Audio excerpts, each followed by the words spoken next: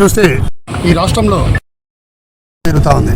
మనం చూసాం 16 ఏళ్ళ ఒక మైనర్ బాలిక పైన ఈరోజు గుర్రాలపల్లి అని చెప్పనేసి ఏం జరిగింది కూడా మనందరం చూసాం.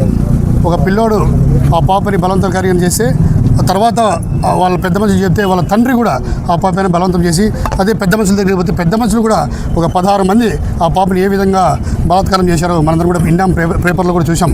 ఈరోజు మొన్న రోజు మహిళా కమిషన్ చైర్మన్ కూడా రాష్ట్రం మహిళా కమిషన్ చైర్మన్ కూడా ఇవ్వడం జరిగింది, న్యాయం చేస్తామని చెప్పనేసి. ఇప్పటికీ 1.5 నెలలు అయింది, ఇంతవరకు కూడా ఆ పాపకి ఏ న్యాయం కూడా జరగలే. మొన్న వరకు ఆ పాప ప్రెగ్నెంట్, ఇప్పుడు డెలివరీ కూడా అయింది.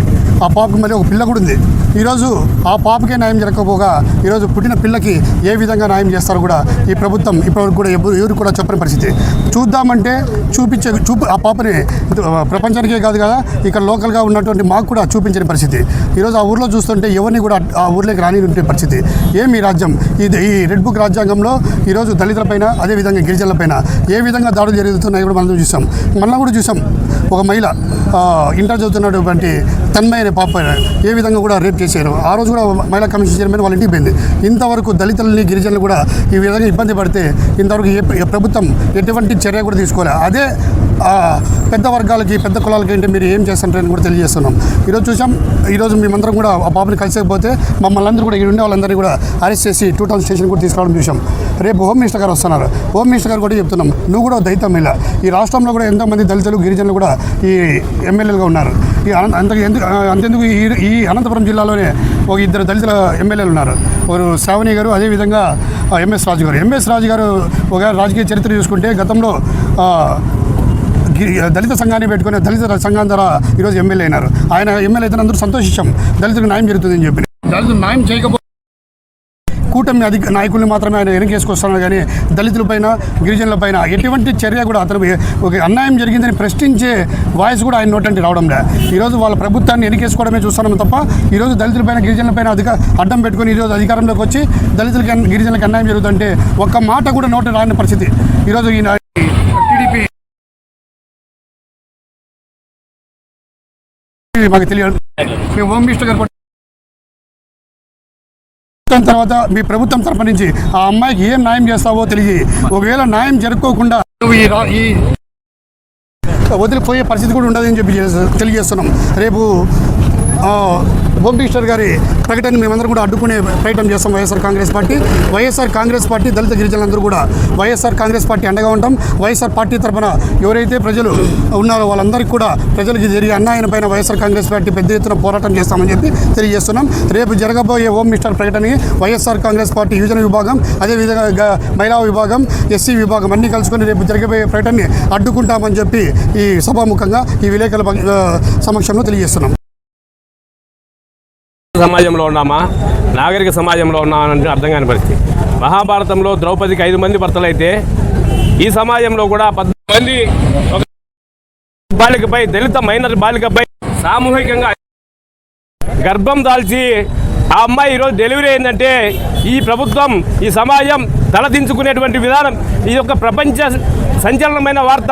14 సంవత్సరాల అమ్మాయి 14 మంది అత్యాచారాన్ని కాబడి అమ్మాయి ఈరోజు డెలివరీ అయిందంటే అక్కడ ఉన్నటువంటి స్థానిక ఎమ్మెల్యే మహిళ, అక్కడున్న ఎస్పీ మహిళ, ఈ రాష్ట్రానికి మహిళ, దళిత మహిళా మంత్రి జరుగుతూ ఉంటే కూడాను నిమ్మకు నీరెత్తిన ఈ ప్రభుత్వం కొనసాగుతూ ఉంది. ఈ రెడ్ బుక్ రాజ్యాంగంలో దళిత మహిళలకి, గిరిజన మహిళలకి రక్షణ లేదు. అత్యాచారాలు, హత్యలు, 7 గుర్రాలపల్లి అమ్మాయికి 14 మంది అత్యాచారం చేస్తే, అదేవిధంగా నగరంలో గిరిజన విద్యార్థిని హత్య చేస్తే, అదేవిధంగా కడప జిల్లాలో గండికోటలో ఒక ఇంటర్ విద్యార్థిని అత్యాచారం చేస్తే సరే అత్యాచారం జరగలేదు, హత్య చేస్తే ఈ రోజు కూడా సస్పెన్స్గా ఉందంటే విద్యార్థిని హత్యకు గురై 6 రోజులు అవుతా ఉంటే కూడా అక్కడ ఉన్నటువంటి ప్రభుత్వం కానీ పోలీసులు కానీ కనీసం చిన్న క్లూ కూడా తీసుకున్నారంటే ఈ ప్రభుత్వం ఎంత నిర్లక్ష్యంగా ఉంది, ఎంత అసమర్థంగా ఉందని చెప్పేసి వైఎస్ఆర్ పార్టీ ఏసీసీఎల్ తరఫున డిమాండ్ చేస్తా ఉన్నాం. పురం జిల్లాలో ఏడుగుర్రాలపల్లెలో జరిగిన 9వ అఘాయిత్యంపై గత నెలలుగా చూసి తెలియడం జరిగింది. ఇప్పుడు ఆ అమ్మాయి డెలివరీ అయింది. కనీసం హాస్పిటల్కి వెళ్ళి పరామర్శించుదాము, ఎట్లుంది ఆ అమ్మాయి స్థితిగతులు అని వెళ్తే అడ్డుకుంటున్నారు. మొన్నటి రోజు మహిళా కమిషనర్ వచ్చినారు, న్యాయం చేస్తారో లేదో కూడా తెలియదు. ఈరోజు ప్రజలకి మహిళలకి ఈ కూటమి ప్రభుత్వం వచ్చినప్పటి నుంచి ఎక్కడ చూసినా హత్యలు అఘాయిత్యాలే. ఈరోజు ఆ కేసులో నిందితులు దాదాపు 18 మంది ఉన్నారు. అవి ఏమైపోయారో కూడా తెలియదు. అరెస్ట్ చేస్తామంటున్నారు. కనీసం ఆ అమ్మాయికి ఆరోగ్య పరిస్థితి కానీ వాళ్ళ కుటుంబ పరిస్థితి కానీ ఏ రీతిగా ఉందో బయటికి చెప్పలేని స్థితిలో ఉంది. కనీసం ఇక్కడే ఉన్న జిల్లాలో ఎమ్మెల్యేలు ఉన్నారు. బండారి శ్రావణి గారు కావచ్చు, అలాగే ఎంఎస్ రాజు గారు.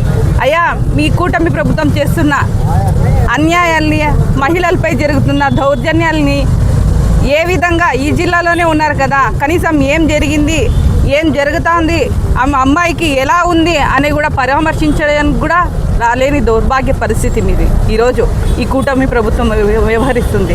కాబట్టి మేము ఒకటే విన్నవించుకుంటాను, అమ్మాయికి, మహిళలకి జరిగిపోయే ప్రతి ఒక్క అత్యాచారాన్ని, ముఖ్యంగా ఈరోజు ఏడుగురాలపల్లిలో జరిగిన అమ్మాయిపై, మైనర్ బాలికపై కనీసం మా బిడ్డ బయటకు వచ్చింది, ఏ విధంగా ఉందని కూడా చూడడానికి కూడా అవకాశం లేని పరిస్థితి. కాబట్టి ఇప్పుడు ఈ ప్రభుత్వం న్యాయం చేస్తుందో లేదో అని కూడా మాకు తెలియదు. కానీ రేపటి రోజున మినిస్టర్ గారు కూడా వచ్చి ఇక్కడ పరామర్శిస్తారన్నారు.